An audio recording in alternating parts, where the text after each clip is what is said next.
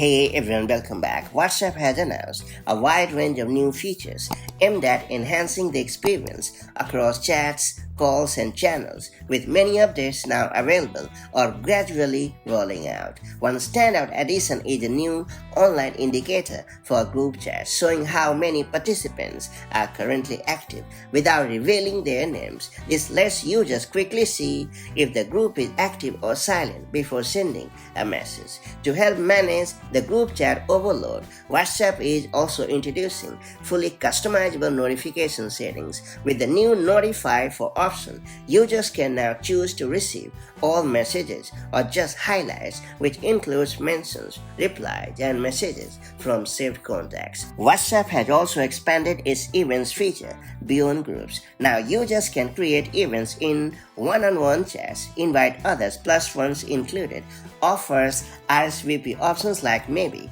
and even pin events at the top of chats for easy access. Messaging reactions have become more interactive as well.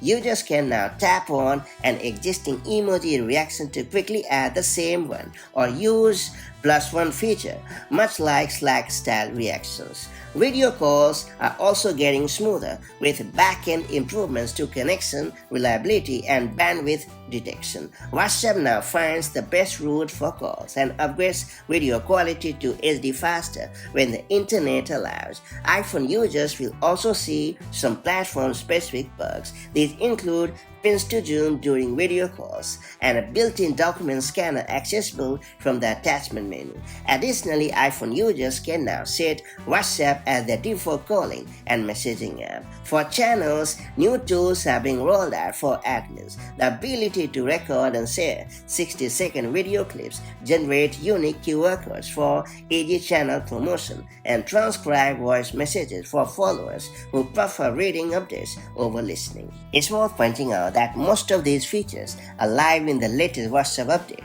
for iPhone and Android, though some users may see them arrive in the coming weeks as the rollout continues.